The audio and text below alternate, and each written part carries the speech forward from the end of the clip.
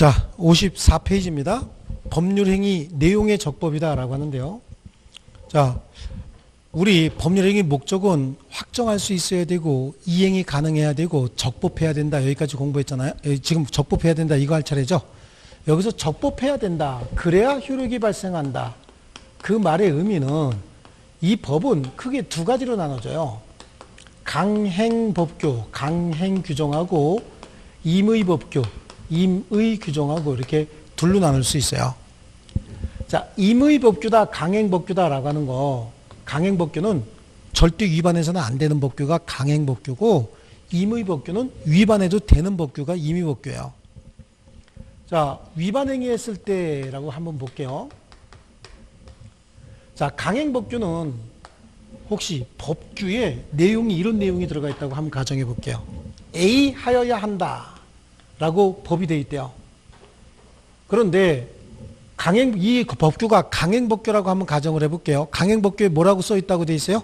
A로 하여야 한다라고 써 있는 법규가 하나 있는데 그 법이 강행법규래요. 그런데 얘네들이 위반했다는 얘기는 뭐라고 썼다고요? B로 하자라고 합의했다는 얘기예요. 지네끼리. 그러면 이 위반행위 자체가 뭐가 되는 거죠? 무효가 되는 게 이게 강행법규예요. 그런데 임의법규는요, A라고 하여야 한다라고 했어도 당사자가 법률행위하면서 B라고 했다라고 하더라도 이 B라고 한 위반행위 자체가 유효다라고 하는 겁니다. 이게 강행법규하고 임의법규 이렇게 나눠지는데요.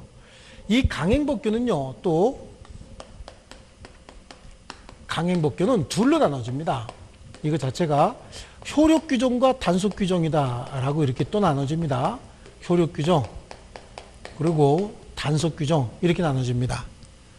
강행법규 중에서 효력규정이라고 하는 건 위반행위 했을 때 효력규정을 위반하면 이건 무조건 무효입니다. 효력이 발생할 수 없어요. 무효인데 단속규정이 아니라 단속규정이에요. 단속규정을 위반하면 행위 자체는 무효로 하지 않습니다. 유효로 하되 그 대신 처벌하겠다라고 하는 목적의 규정을 단속규정이다 이렇게 얘기를 합니다. 아시겠죠? 그래서요, 이렇게 또 나눕니다. 자, 법률행위 목적이 적법해야 된다라고 하는 말의 의미는 강행법규를 위반해서는 안 된다라고 하는 말이다. 법규는 강행법규하고 임의법규로 나누어지는데 강행법규를 위반하게 되면 원칙적으로 무효로 하되 임의법규를 위반하면 위반행위 자체는 무효로 보지 않고 유효로 본다라고 하는 겁니다. 근데 강행법규를 조금 더 자세히 들여다보면은 강행법규는 효력규정과 단속규정으로 좀 더 나눠서 효력규정을 위반하면 여기서 얘기했던 것처럼 무효로 하지만 단속규정을 위반했을 때는 무효로 하지 않고 처벌하겠다는 거예요.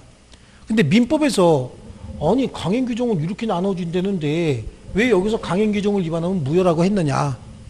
자, 민법상 강행규정은 전부 효력규정이에요. 효력규정이기 때문에 민법시험에서 강행규정을 위반한 법률행위는 무효다, 강행법규에 위반한 법률행위는 무효다, 그런 거 맞는 거예요. 아시겠죠? 그럼 민법에는 효력 단속규정이 없느냐? 민법에는 단속규정 없습니다. 이 단속규정은 민법과 관련된 법 중에서 특히 부동산 등기 특별조치법이라고 하는 게 있어요. 부동산 등기 특별조치법이라고 하는 게 있는데 이 부동산 등기 특별조치법에 보면은 중간 생략 등기를 금지한다라고 하는 규정이 있습니다. 중간 생략 등기 금지 규정이라는 게 있어요. 그 중간 생략 등기라고 하는 건 미등기 전매 행위를 통해서 등기하는 걸 얘기하는 거거든요. 네, 중간 생략 등기.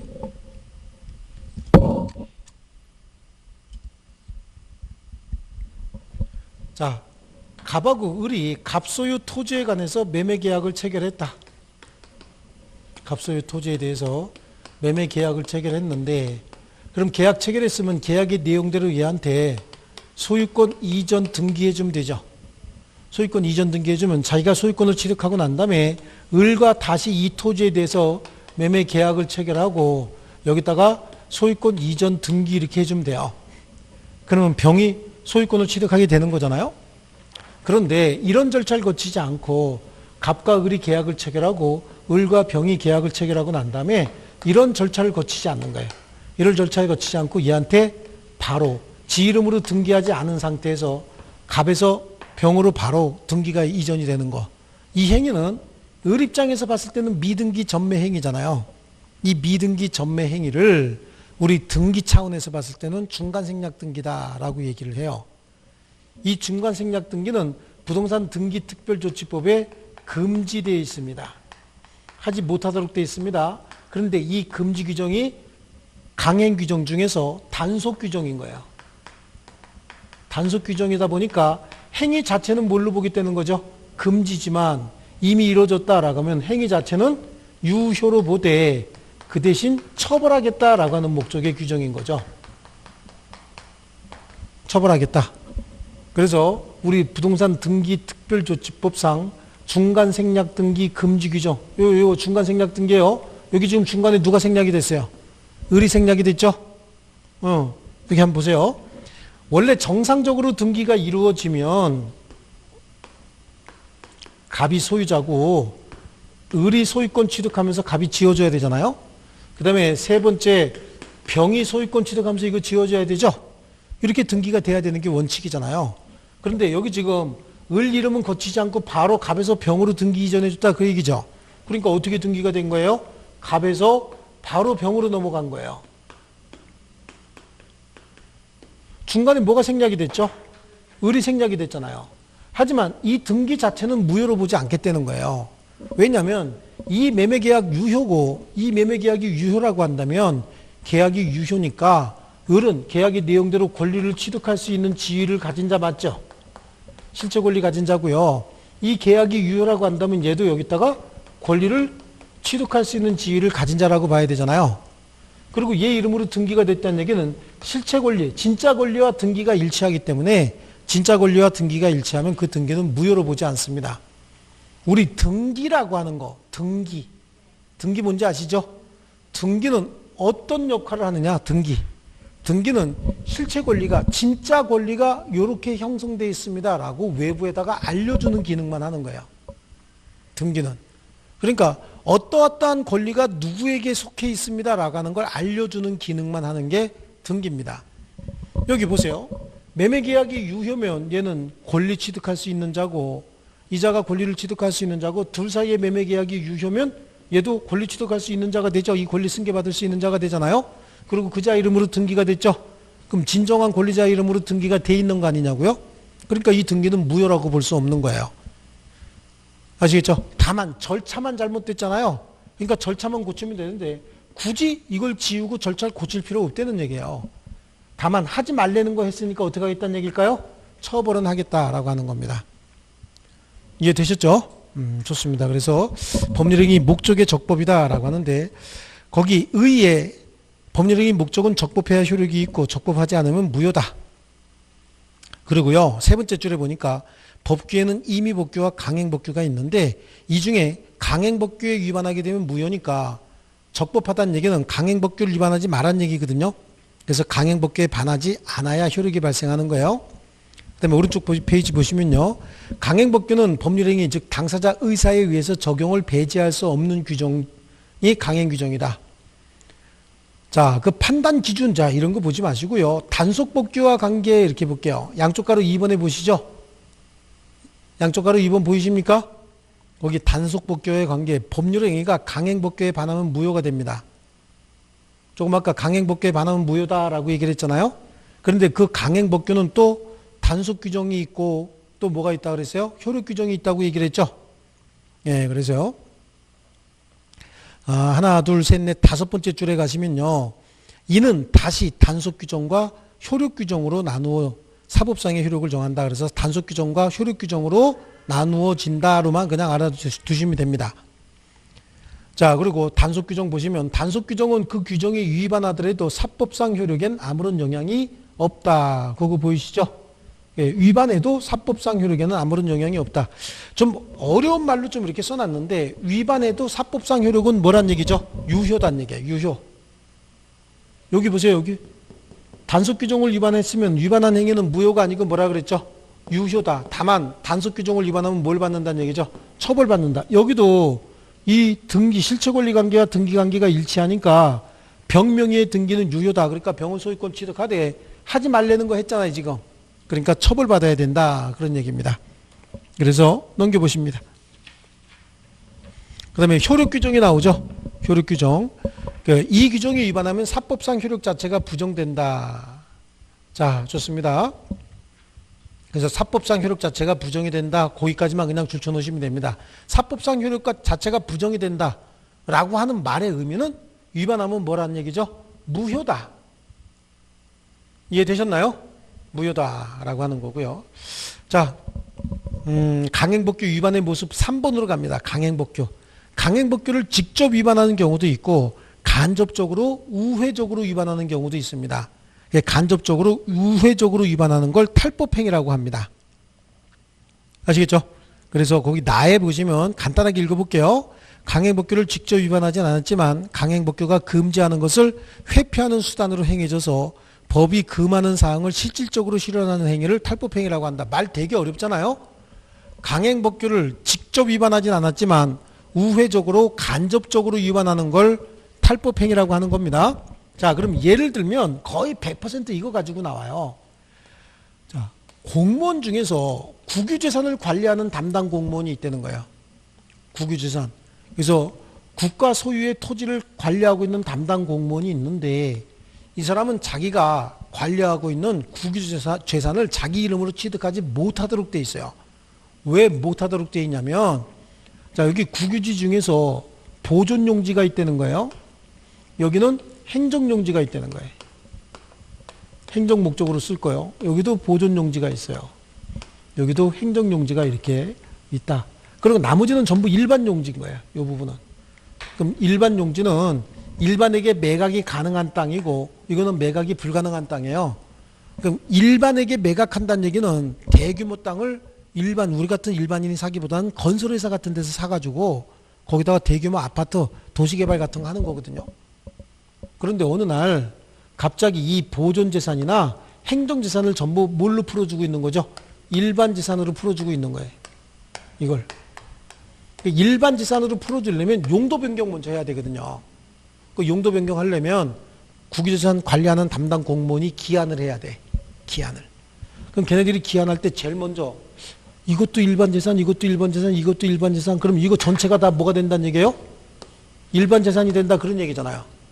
그럼 이걸 왜 일반재산으로 잡종재산, 일반재산이라고 불러요? 지금은 잡종재산이란 말 안 해요. 일반재산이라고 불러요.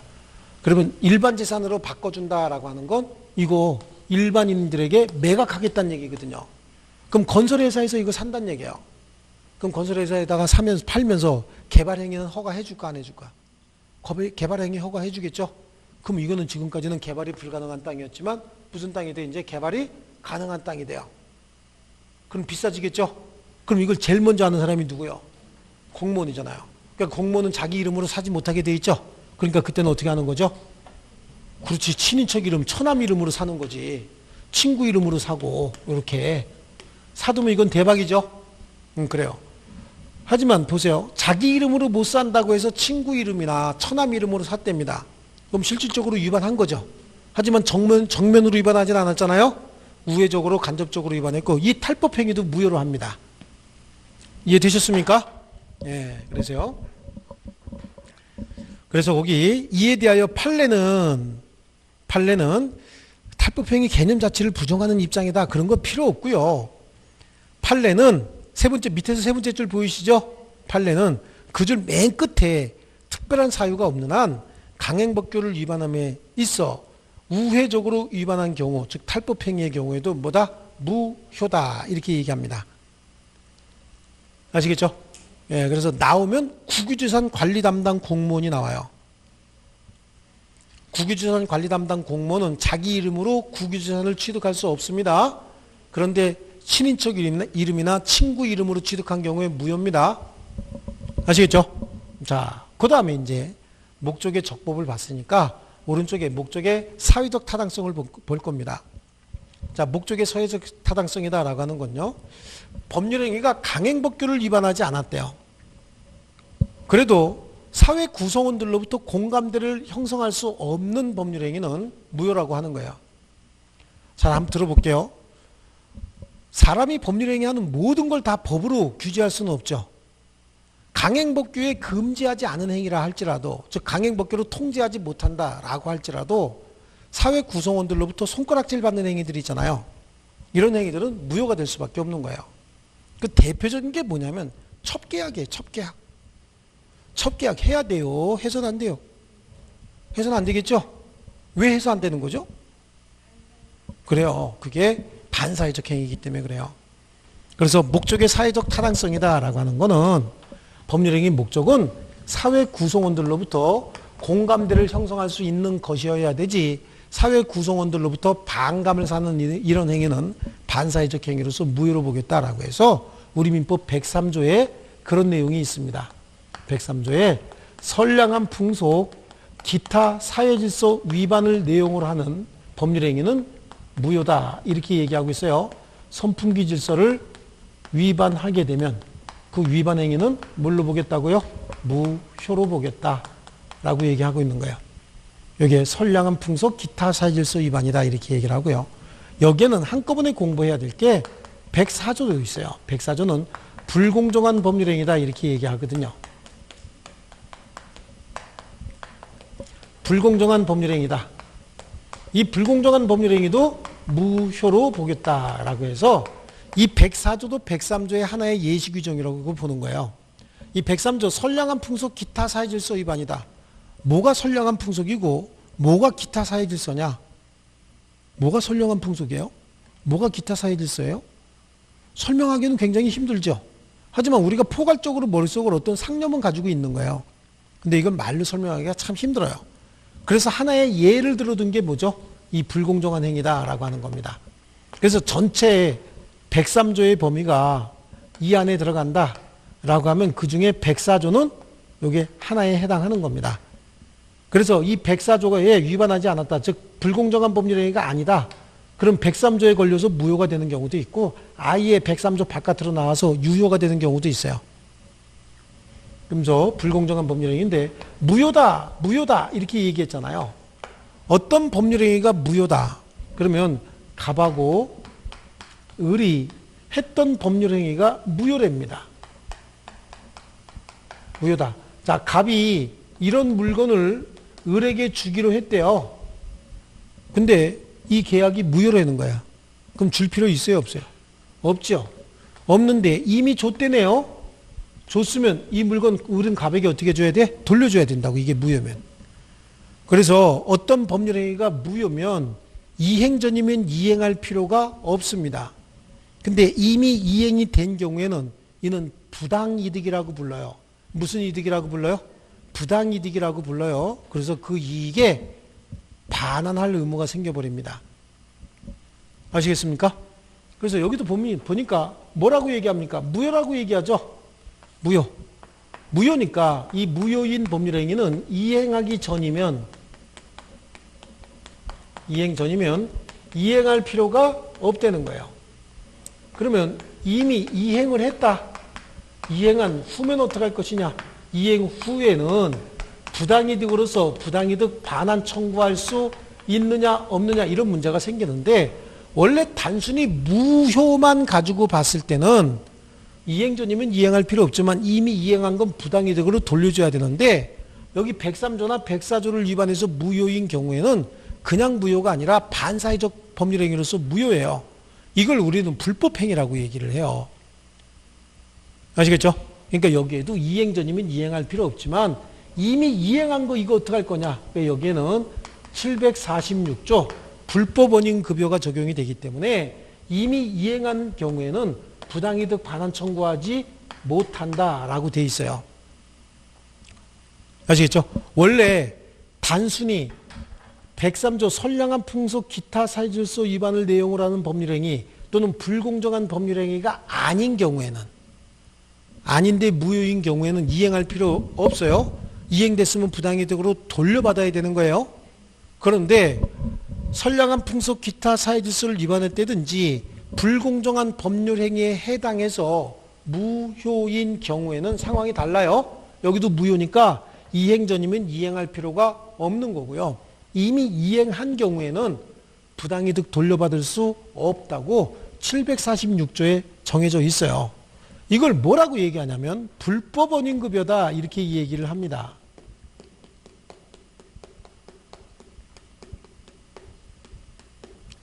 이걸 불법 원인 급여라고 해서 그 이익의 반환을 청구하지 못한다 라고 얘기를 하는 거예요. 아시겠죠? 그러면 원래 단순히 무효만 가지고 봤을 때 갑이 을에게 준 이거는 부당이득이니까 돌려줘야 되는데 안 돌려줘도 된다 그런 얘기잖아요. 그럼 이 목적물의 소유권은 누구한테 귀속이 되는 거죠? 급여 받은 자에게 확정적으로 귀속이 된다. 이해되셨습니까? 자, 여러분하고 나하고 법률행위가 반사회적 행위로서 무효일 때는 이행전이면 안 줘도 된다는 얘기예요. 근데 이미 준 건 어떻게 하느냐? 이미 준 거는 원래는 되돌려 받아야 되지만 이것도 반사회적 행위로서 무효인 경우에는 돌려달라고 할 수 없는 거야. 그러니까 이미 준 거는 받은 사람의 소유권이 귀속이 돼버리는 거예요. 이해되셨죠? 예, 좋습니다. 그래서 여기 불법 원인급여까지 봤고요. 자, 오른쪽 우리 57페이지에 보니까 103조가 나오는데 선량한 풍속 기타 사회질서에 위반한 사항을 내용으로 하는 법률행위는 무효다라고 얘기를 합니다. 여기서 선량한 풍속 기타 사회질서가 뭐냐? 이거는 굉장히 좀 복잡한 개념인데요. 어쨌든 법률행위가 강행법규를 위반하지 않았어도 선량한 풍속 기타 사회질서를 위반했으면 무효로 봐야 되겠다는 얘기예요. 그럼 도대체 뭐냐? 말로 설명하기는 쉽지 않아요. 하지만 통상적으로 사회 구성원들로부터 손가락질 받는 행위들이 있죠. 그 행위를 선량한 풍속 기타 사회질서를 위반한 법률행위다 이렇게 얘기하면 되는 거예요. 이해되셨죠? 자, 그래서 굉장히 추상적인 개념이다 라고 하는데요. 자, 밑에 그 판례에 보시면 대법원 판례가 민법 제103조에 의해서 무효로 되는 반사회적 행위는 판례 한번 볼게요. 법률행위 목적인 권리 의무 내용이 선량한 풍속 기타 사회질서에 위반되는 경우, 그러니까 이건 대표적인 게 뭐냐면 첩계약이에요. 첩계약을 체결했대요. 그럼 너는 내 첩이 되는 거야. 그 대신 내가 너에게 뭐 좀 선물 좀 해줄게. 이런 계약을 체결했다라고 한번 해볼게요. 그럼 이거 자체는 반사회적 행위로서 무효가 돼야 되죠. 내용 자체가 반사회적 행위예요. 그런데 그 내용 자체는 반사회 질서적인 것이 아니라 하더라도 법률적으로 이를 강제하거나, 그럼 예를 들어서 뭐죠? 우리 혼인할 때 혼인서약 한 거 있죠? 혼인서약. 선량한 풍속, 이제 혼인서약. 신랑 신부는 검은 머리 팥불이 되도록 서로 아끼고 사랑하며 죽음이 서로를 갈라놓을 때까지 사랑하며 함께 하겠느냐 이렇게 얘기했죠? 들은 적이 있어요? 없어요? 들은 적이 있죠? 예, 그래요. 그런데 두 부부가 서로 싸우면서 이혼하면서 혼인서약 위반을 이유로 손해배상 청구하는 경우 보셨어요? 못 보셨어요? 못 봤죠? 이거는 혼인서약으로서 계약이긴 하지만 선풍기 질서 위반한 거예요. 개인적 자유를 많이 침해하고 있는 거죠? 그래서 거기 내용 자체는 반사회적인 것이 아니지만 법률적으로 이를 강제하거나 반사회 질서적인 조건 또는 금전적 대가가 결부됨으로써 반사회 질서적인 성질을 띠게 되는 경우도 있다. 원래는 말이죠. 재판할 때 증언해 주는 거 있잖아요. 증언. 재판할 때 증인으로 나와서 증언해 주는 건 재판의 신속한 어떤 진행과 그 다음에 재판에 있어서 권리자와 의무자 또는 가해자와 피해자를 명확하게 하기 위해서 증언이라고 하는 것 자체는 반사회적 행위는 아니에요. 그런데 누군가가 증언을 해주면 내가 이익을 볼 수 있대요. 그럼 내가 증언해 주러 오는 사람이 고맙잖아요. 나한테 이익이 생길 수 있으니까. 그럼 그 사람에게 교통비를 준다든지 증언하러 오음에 따라서 일당의 손해가 생길 수 있잖아요. 그럼 일당 정도를 주겠다라고 하는 건 가능해요. 근데 증언의 대가로 너무 많은 돈을 주기로 했다는 거야. 그럼 이거는 또 반사회적 행위로서 무효라고 해요. 증언의 대가. 예를 들어서 말이죠. 갑이 을을 때리는 걸 A라고 하는 사람이 봤다는 거야. 갑이 을을 딱 때려서 을이 넘어지면서 다쳤대요. 그걸 A가 봤습니다. 그럼 A가 가서 법원에서 증언해 줘야 되죠. 증언해 주는데 통상적으로 증언하면 갑이 을을 때리는 걸 봤고요. 을이 맞고서 넘어져서 다친 것 같이 제가 확인했습니다. 다친 것 같이 보였습니다. 그러면 될 거죠. 이분 증언 잘한 거잖아요. 그런데 을이 A한테 뭐라고 얘기했냐면 제가 증언해서요. 손해배상 받으면요. 그 중에서 반 드리겠습니다. 그랬다는 거예요. 손해배상 받은 금액이 얼마 주겠다고요? 반 주겠다고 했다고. 그러면 A 입장에서는 증언하러 간 A 입장에서는 을이 많이 받아야 좋아? 조금 받아야 좋아요? 많이 받으면 나한테 돌아오는 반이 더 많아지겠죠? 그러면 조금 아까처럼 갑이 을을 때려서 을이 넘어지면서 다친 것 같더군요. 라고 얘기를 할까요? 갑이 을을 폭 하고 때리니까 을이 꾸당탕 하고 넘어지더니 떼굴떼굴 굴러가다가 숨을 안 쉬던데요. 이렇게 좀 과장된 증언하겠죠. 그럼 판사가 보고서 얘 살아있는 게 신기하네. 그럴 거 아니냐고요. 이렇게 상대방 의사결정 또는 판사 등의 의사결정에 영향을 미칠 가능성이 있어요. 그래서 그 소송에서 사실대로 증언해주는 대가로 교통비 정도 받는 건 모르겠으나 너무 많은 급부를 받기로 했다라고 하면 그거는 금전적 대가가 결부됨에 따라서 반사의 질서적인 성격을 띠게 되는 거예요. 또 거기 네 번째 줄에 보니까 표시되거나 상대방에게 알려진 법률행위 동기가 반사의 질서적인 경우를 포함한다 이렇게 얘기하잖아요. 자, 이건 뭘 얘기하냐면 친구가 나한테 와갖고 돈을 빌려달라고 합니다. 여기 법률행위의 동기가 이렇게 얘기하잖아요. 거기 57페이지 판례 다섯 번째 줄에 57페이지 첫 번째 판례 지금 계속하고 있는 겁니다. 아시겠죠? 57페이지 판례요. 다섯 번째 줄에 표시되거나 상대방에게 알려진 법률행위 동기가 반사의 질서적인 경우를 포함한다 이렇게 되어 있잖아요. 동기라고 하는 게 뭐예요? 동기. 동기는 법률행위에 영향을 미치는 요소가 아니다 이렇게 얘기를 해요. 동기는 법률행위 하는 사람이 어떤 동기는 머릿속에 있는 꿍꿍이를 동기라고 해요. 친구가 나한테 돈을 빌려달랍니다. 친구야 돈 좀 빌려줘라. 어디다 쓸 건데 묻지 말고 그냥 좀 빌려줘라. 그리고 빌려줬대요. 빌려줬는데 이 친구가 그 돈을 도박자금으로 썼다는 거예요. 도박하는 데 썼대요. 그러면 도박자금으로 쓸 줄 알고 빌려줬어요? 모르고 빌려줬어요? 모르고 빌려줬잖아요. 나한테 돈을 빌려가게 된 동기는 내가 모르고 빌려줬죠. 하지만 걔가 궁극적으로 한 행위는 반사회적 행위였잖아요. 그랬어도 그 동기가 불법의 동기가 있었다는 걸 내가 몰랐기 때문에 나는 빌려준 돈 돌려달라고 할 수 있는 거예요. 그런데 친구가 나한테 와서 돈을 빌려달라고 하는데 어디다 쓸 건데 그랬더니 오늘 크게 한판 해서 돈 많이 따갖고 너한테 반 땅 주겠다고 했네. 그랬더니 빌려주면서 뭐래요? 꼭 따갖고 와라. 그리고 빌려줬답니다. 그럼 돈 빌려줄 때 이 돈 가지고 어디다 쓸 건지 알고 빌려줬죠? 어디다 쓸 건지 알고 빌려줬어요. 반사회적 행위 할 건지 알고 빌려줬잖아요. 그때는 그 반사회적 행위의 동기를 알고 법률행위 했을 때는 그 법률행위도 반사회적 행위가 된다는 거예요. 이해하셨죠? 좋습니다. 그거 정도 이렇게 보시고요. 그 다음에 그 밑에 있는 판례가 뭐 1번에는 형사사건이다라고 하는 거고 두 번째는 이제 민사사건이다라고 하는데요. 자, 우리 보통 변호사 선임해서 소송 같은 거 하잖아요. 그럼 소송할 때 승소하게 되면 변호사에게 성공보수라고 하는 걸 별도로 약정을 해요. 그래요. 내가 원했던 어떤 결과를 변호사가 만들어내잖아요.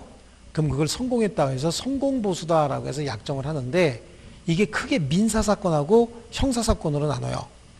그래서 민사사건 같은 경우에는 내가 승소했다. 그러면 재산적 이익이 생기죠. 손해배상 청구해서 이겼다 이런 거거든요. 민사사건은. 그럼 내가 승소하게 되면 나한테 이익이 생기죠. 돈이 들어와요. 그럼 들어온 돈 중에 일정 부분을 변호사에게 10% 정도 내가 너에게 주겠다라고 하는 건 이건 가능한 거예요. 그런데 형사피의자, 구속된 형사피의자를 불구속으로 풀어준다든지 구속 적부심 신청해서 불구속으로 또는 집행유예로 풀어주겠다. 그렇게 풀어주면 돈 얼마 주겠다. 그런데 그 구속을 불구속으로 바꾼다든지 아니면 징역을 집행유예로 풀어준다든지 이런 거는 변호사가 하는 게 아니라 누가 하는 거죠? 판사가 하는 거죠. 이게 변호사가 어떤 역할을 한 게 아니고 또 구속된 피의자가 풀려난다고 해서 갑자기 재산적인 어떤 이익이 생기는 것도 아니잖아요. 그렇죠? 그러니까 민사사건에 대해서 변호사가 일정 부분 성공보수금을 받기로 한 건 무효라고 볼 수는 없어요. 그렇죠? 의뢰인에게 재산적 이익 생긴 거에 일부를 주는 거거든요. 근데 형사사건에 대해서 변호사가 성공보수 약정했다? 이거는 무효예요. 그래서 거기 우리 양쪽 가로 1번에 형사사건에 관하여 체결된 성공보수 약정 그거 보이시죠? 예? 성공보수 약정 이런데요. 이거는 거기 줄칠게요. 거기까지만. 형사사건에 관하여 체결된 성공보수 약정 이거 변호사가 받는 겁니다. 이거는 밑으로 하나, 둘, 셋, 넷, 다섯 줄 밑으로 내려오면요. 밑으로 하나, 둘, 셋, 넷, 다섯 내려왔죠? 그러면 거기 뒷부분에 선량한 풍속 기타 사회질서에 위배되는 것으로 평가할 수 있다 이렇게 연결이 되죠. 자, 그래서 결론적으로 형사사건에 관하여 체결된 성공보수 약정은 다섯 번째 줄로 연결하면 선량한 풍속 기타 사회질서에 위배된 것으로 평가될 수 있다 이렇게 연결하면 되는 겁니다. 연결됐나요? 그렇게 줄 쳐놓으시고요. 다만 민사사건에 관해서는 무효가 아니라고 얘기를 했죠. 민사사건에 대해서는 무효가 아니라고 했습니다. 옆에다가 좀 하나 좀 써놓을게요. 민사사건에 관해서는 무효로 보지 않겠다라고 하는 겁니다. 자, 그 다음에요. 다음 페이지 보시면요. 보험계약자가 보험금을 부정취득할 목적으로 다수의 보험계약을 체결했대요. 예. 보험계약을 부정취득할 목적으로 보험계약이 체결됐다. 그거 반사회적 행위 맞죠? 예, 그건 뭐 볼 것도 없습니다. 자, 그 다음에요. 예, 그 정도 이렇게 보시면 되겠고요. 반사회적 사회질서 위반의 유형이다라고 해서요. 판례에서 나타난 반사회질서 행위 유형을 보면 다음과 같다라고 해서 정의관념에 반하는 행위라고 되어 있죠. 여기는 행위의 유형별로 나눌 필요는 없어요. 그 내용을 봐서 범죄 기타 부정행위를 권유하거나 이에 가담하는 계약이 있었답니다. 자, 범죄행위 하자, 부정행위 같이 하자, 이 공모했다는 얘기예요. 이거 반사회적 행위죠. 아니, 우리 같이 도박하자. 아니, 우리 같이 뭐 하자? 절도행위 하자. 우리 같이 밀수하자. 이런 계약 있잖아요. 이런 계약은 반사회적 행위라고 봐야 되는 거예요. 그 다음에 나의 매도인의 배임행위에 제2매수인이 적극 가담해서 이루어진 부동산 이중매매, 이것도 무효다라고 하는 겁니다. 무효. 자, 그것도 이렇게 우리 이중매매는 별도로 제가 설명을 드릴 테니까 매도인의 배임행위에 제2매수인이 적극 가담해서 이루어진 부동산 이중매매 무효다. 거기까지만 좀 줄쳐놓을게요. 나에 있는 것만 좀 줄쳐놓으시고요. 그 다음에 다에 있는 내용은 증인이 증언해주는 대가로 용인될 수 있는 정도를 초과해서 급부를 받기로 한 약정도 무효다 이렇게 돼 있죠. 아까 말씀드렸잖아요. 자, 교통비라든지 하루 일당, 증언하러 오며에 따라서 하루 일당을 못 받는다. 그럼 하루 일당 정도를 받기로 한 거는 무효라고 볼 수는 없어요. 하지만 너무 과도하게 급부받기로 했으면 그건 무효다. 그 다음에 오른쪽에 가면 윤리적 질서에 반하는 행위라고 나옵니다. 거기 가해 보니까 첩계약 나오잖아요. 첩계약. 첩계약은 무조건 무효입니다. 본처가 동의를 했든 안 했든 무조건 첩계약은 무효고 첩계약과 유사한 모든 계약도 다 무효입니다. 그 다음에 부부나 친자 등이 동거하는 것은 당연한 것이다. 그래서 처가 남편과 동거하지 않기로 하는 계약 또는 자식이 부모와 동거하지 않기로 하는 계약 이런 것들은 다 무효로 합니다. 아시겠죠? 예, 무효로 한다. 처가 남편과 동거하지 않기로 한다. 그럼 누구하고 동거하죠? 부인이 남편과 동거하지 않으면? 옆집 아저씨가 있을까? 그럴 가능성도 있죠. 어쨌든 어떤 목적이 됐든 남편이 부인과 동거하지 말자 또는 부인이 남편과 동거하지 말자라고 하는 계약을 체결했대요. 그건 그냥 무효입니다.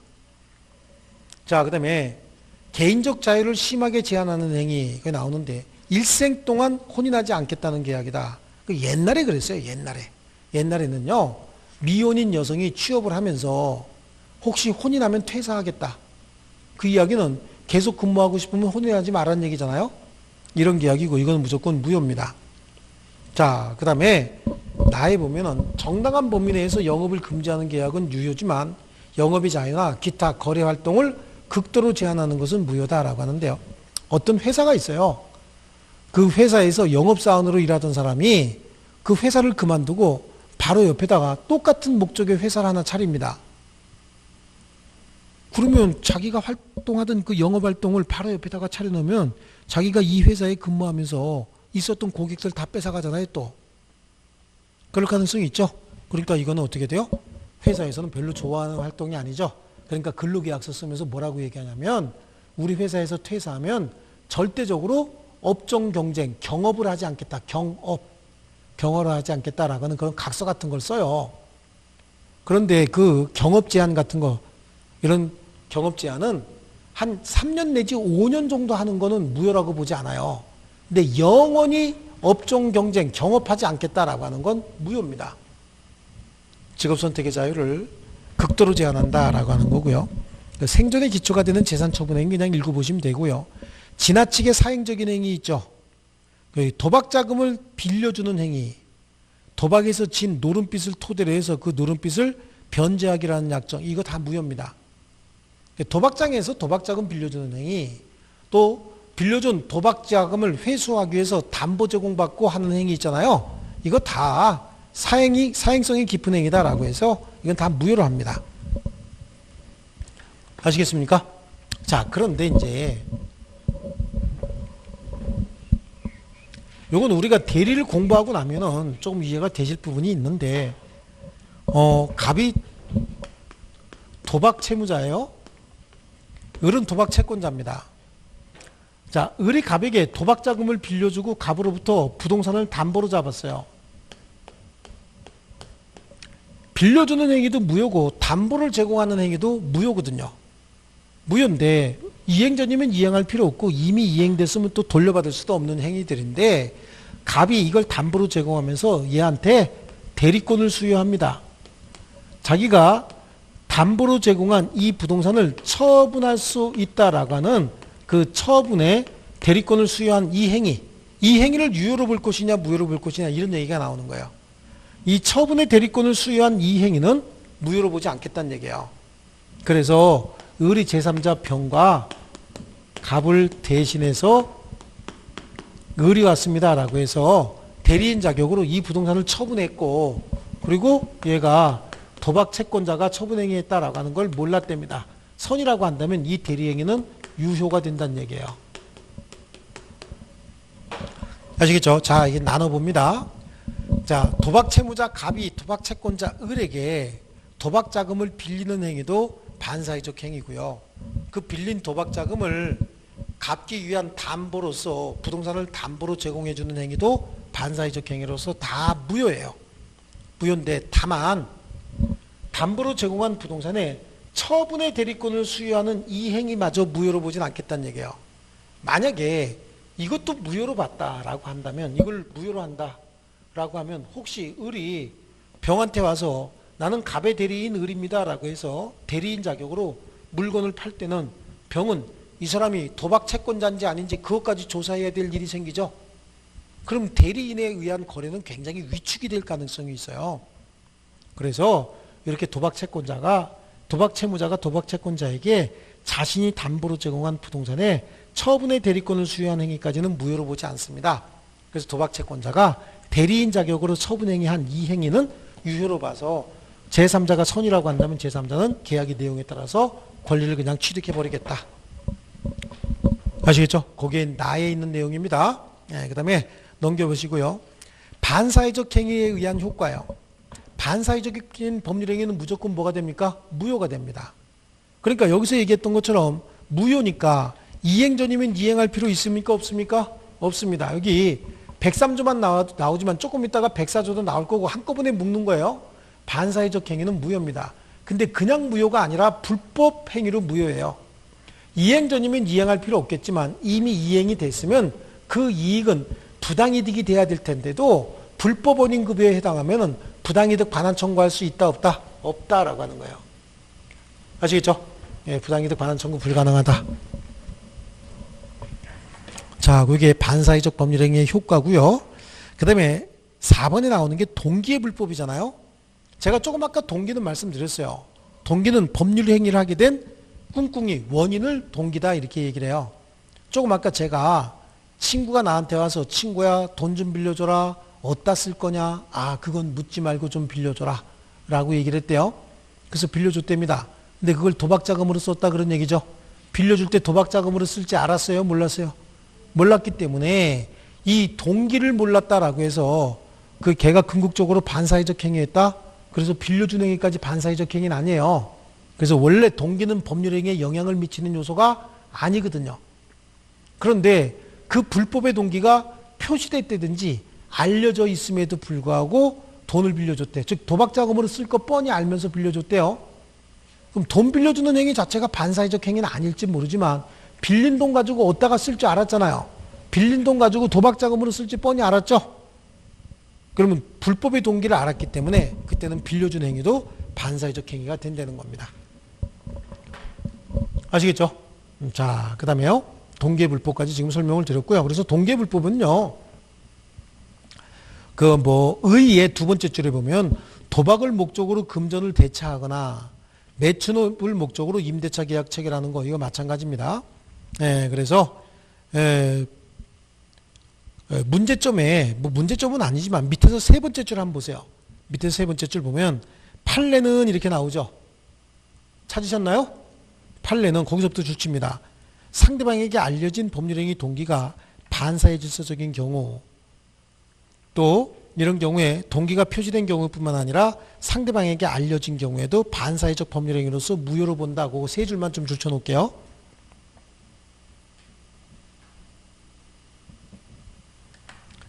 자, 오른쪽 페이지에 보니까 28의 기출문제가 나오죠. 다음 중 무효가 아닌 것은 그랬습니다. 자, 이건 통정어의 표시까지 배워야 내용을 알 수 있는 거니까 지금 볼 필요가 없네요. 다음 과정에 문제 풀기로 할게요. 자, 그 다음에 이중매매가 나와요. 아까 우리 앞에서 이중매매의 효력이 무효인 경우가 있다라고 해서 공부를 하고 왔거든요. 그 이중매매는 조금 쉬었다가 우리 104조 여기 있죠. 요거 불공정한 법률행위하고 이중매매 한꺼번에 공부하겠습니다. 좀 쉬겠습니다.